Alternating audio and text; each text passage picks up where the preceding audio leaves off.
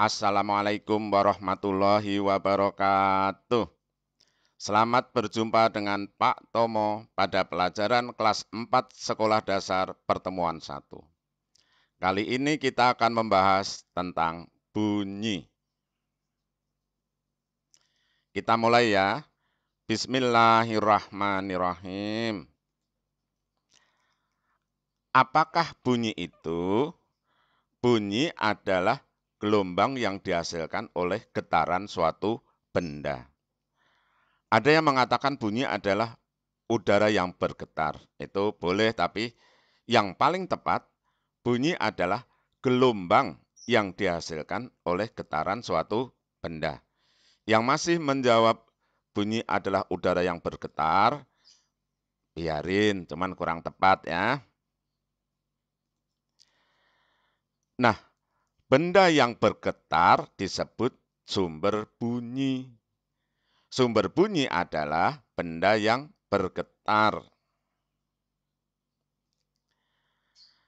Nah, ini lonceng kalau digoyang, ini besi lonceng ini akan bergetar. Nah, getarannya itulah menimbulkan gelombang. Ini gelombang nih. Ya, gelombang yang dihasilkan oleh lonceng yang berbunyi ini disebut bunyi. Gelombang yang dihasilkan oleh lonceng yang bergetar ini disebut bunyi. Bunyi adalah gelombang yang dihasilkan oleh benda yang bergetar. Ini memang menyebabkan udara bergetar. Jadi ada yang mengatakan bunyi adalah udara yang bergetar. Ya, boleh. Ini adalah sumber bunyi. Betul atau salah? Ayo jawab dulu. Ini adalah sumber bunyi. Betul atau salah? Ya, tunjuk jari. Ya, yang menjawab betul ada 19 orang. Itu ya, tunjuk jari. Ada yang menjawab salah 1 orang. Nah, kalau ini disebut sumber bunyi, jawabannya salah. Sumber bunyi adalah gitar yang dipetik. Harus ada kata dipetik ya. Sumber bunyi, contoh sumber bunyi misalnya drum yang dipukul.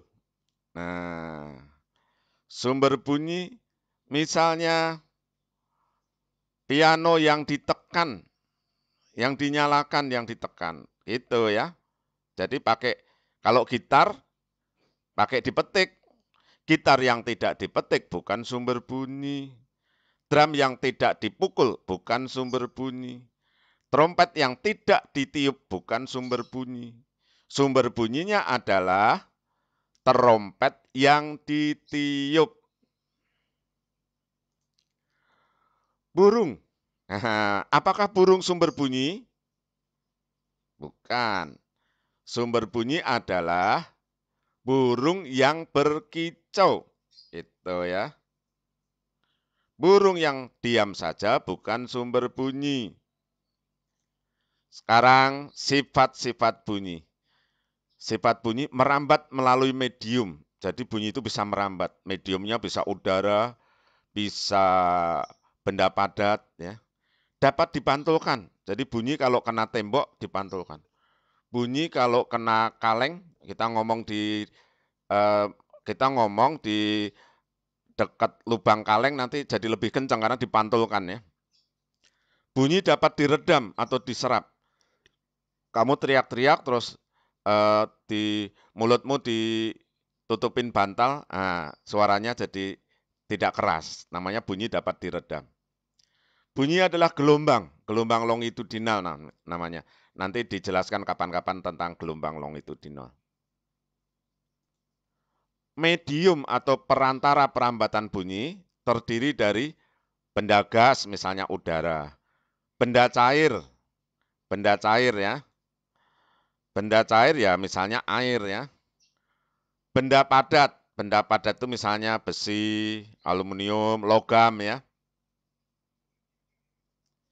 Nah ini bunyi mobil sama bunyi orang teriak-teriak ini merambat melalui apa ya? Merambat melalui apa ya? Coba jawab. Ini merambat melalui udara. Nah ini kereta apinya di sana nih, hampir nggak kelihatan. Orang lain belum mendengar. Dia nempelin kuping di sini. udah kedengeran. Orang lain belum dengar, dia udah dengar. Ya. Ini dia dengar, kudanya nggak dengar. Keretanya masih jauh banget. Nah, tapi bahaya ya. Nggak boleh lama-lama, nanti keretanya nyampe, lupa dia. Wah, bahaya. Ini bunyi merambat melalui benda padat. Ya. Orang lain belum mendengar suara kereta, dia sudah mendengar karena telinganya ditempelkan pada perantara bunyi, yaitu rel kereta api. Awas ya Mas, jangan lama-lama ya Mas. Nah, ini ikan apa ya ini? Ikan apa ya? Ikan bukan ikan tongkol, ini ikan lumba-lumba kali. Ikan lumba-lumba ya. Ikan lumba-lumba bisa manggil temennya dengan suara ini. Kedengeran oleh yang lain. Nanti yang lain jawab. Nah, kedengeran yang ini jadi bolak-balik. Ini menggunakan sonar namanya. Ikan lumba-lumba ya, bisa berkomunikasi di dalam air. Nah, ini percobaan. Merambat melalui benda apa ini jawab? Ini melambat melalui benda padat. Wah, ini kereta apa pesawat terbang. Suaranya bising dia. Wah, kesel banget ya kupingnya bising ya. Ini merambat melalui apa bunyinya? Bunyi merambat melalui udara. Nah, sekarang bunyi itu merambat melalui udara, melalui air, melalui benda padat ya. Ini para ahli mengukur kalau melalui udara itu kira-kira 330 meter per detik. Ya ini ada yang bilang 335, ada yang bilang 340, tapi secara umum merambat melalui udara kira-kira 330 meter per detik. Karena udara itu ada yang suhunya rendah, ada udara suhunya tinggi. Jadi di rata-rata merambat melalui udara kira-kira 330 meter per detik. Satu detiknya segini. Sama orang lari cepat mana ya? Cepat suara ya. Air. Merambat di air rata-rata kira-kira 1.500 meter per detik. Berarti lebih cepat di air. Lebih cepat di air ya daripada di udara. Besi. Kalau logam yang lain nggak tahu, besi kira-kira 5.000 meter tiap detik. Nah, gitu ya. Ini ada kecepatan perambatan bunyi. Syarat terdengarnya bunyi. Bunyi akan terdengar apabila ada sumber bunyi, artinya ada benda yang bergetar. Terus ada medium atau perantara, misalnya udara, air, benda padat. Ya. Nah, kalau di angkasa luar, di bulan, ada benda jatuh, kita tidak mendengar. Karena di sana tidak ada udara. Supaya berkomunikasi, mereka menggunakan alat, ada antenanya, menggunakan gelombang elektromagnet. Tidak bisa mendengarkan suara orang berbicara langsung. Jadi untuk berkomunikasi harus pakai alat. Karena di sana tidak ada medium udara di bulan ya. Kemudian ada pendengar. Bunyi tidak kedengeran kalau nggak ada yang dengerin ya. Jadi ada pendengar. Pendengar itu punya telinga, punya alat pendengar gitu ya. Baik, sampai di sini dulu perjumpaan kita.